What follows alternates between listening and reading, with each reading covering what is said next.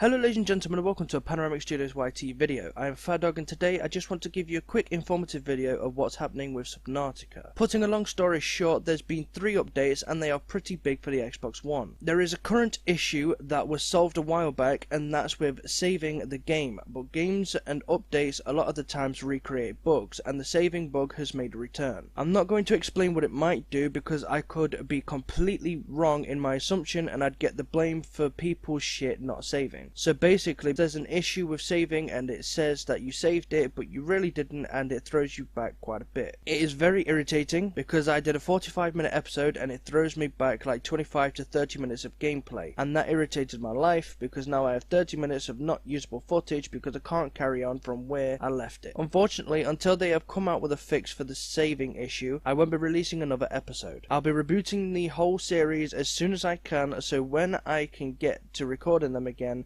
I will be removing the last episode I did and renaming the next Subnautica video the first one, as it will be the reboot episode. So if you're interested in the updates side of things and you would like to know what the fuck is basically going on, watch until the very end and you'll be informed of the 3-in-1 update. If you're off now, however, thank you for watching and adios. So, long story short, I'm just going to quickly go through the updates that have been released so you have a rough idea of what the fuck is now going on. Subnautica Silent Running. In this update we have the Cyclops Silent Running mode. This update featured our biggest overhaul to the Cyclops yet. Including the long list of changes is a new silent running mode. This mode changes interior lights to red, turns off all exterior lights, and moves the vessel exceedingly slow. Useful if you find yourself navigating through dangerous creatures who, thanks to this update, are now interested in attacking your beloved Cyclops. We have some new upgrades such as the terrain scanning sonar, the emergency shields, and the fire suppression. We have a new Cyclops user interface. We now have a holographic status. We have creature detection. Your ship can now get fucking annihilated, so you have to go out and repair it. We also have some decoys, and with this update we also have a new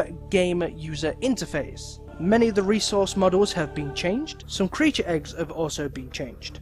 We have some new precursor caves too. There are a lot more data boxes around so we can find a lot more blueprints in wrecks and in life pods, and there's a couple of other additions that we don't need to really worry about. We also have Subnautica Voice of the Deep. In this one we have the primary containment facility. Explore the expansive primary containment facility. What was it built to contain? What happened to those who built it? Inside lie the answers to these questions and more. With many chambers to explore and strange items to uncover, the facility reveals new chapters of Subnautica lore. In this update we also have the Sea Emperor Leviathan. Let me say, she is one motherfucking huge creature. We also have precursor pipes. If you don't know what those are, they are a network of ancient pipes that have been placed throughout the world. They serve a unique purpose in the story of Subnautica, a purpose you will have to uncover on your own. We have some Cyclops improvements again. It says here that we've made changes to the Cyclops based on your feedback, including doubling power reserves, the ability to run silent at any speed, and enhanced shields, the ability to shut down the engine for complete silence, and more.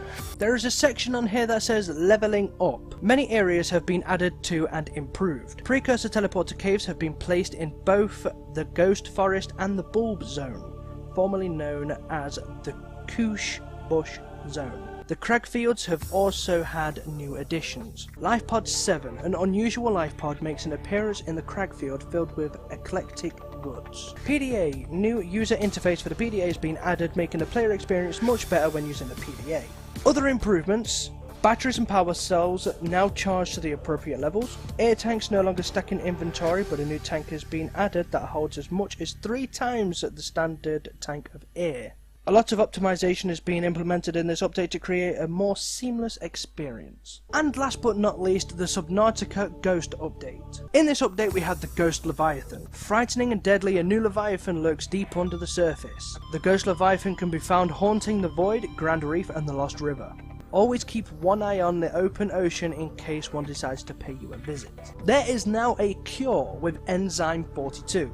You can now deactivate the array. Using the blood drawing terminal in the control room of the quarantine enforcement platform allows the precursor array to be fully deactivated once you successfully cured yourself. There are now baby emperors. These little creatures can be found on the other side of the teleporter. In time they will grow into juveniles and spawn throughout the world as previously mentioned. They leave behind enzyme balls useful in healing. There has been more PDA improvements. For example, the encyclopedia. More and more encyclopedia entries have their final art images to accompany the vibrant descriptions of flora and fauna in Subnautica. The Misas and Lost River. The Lost River area gets another big update this time around with the addition of a connecting tunnel from the mountains all the way down to the Lost River and lava zones. Additionally, the Lost River area has been widened to allow a Cyclops to pass through with airy, cavernous hallways. Also introducing the Misas, new grassy flats near the crash site, rising from the depths, serving as home to many creatures.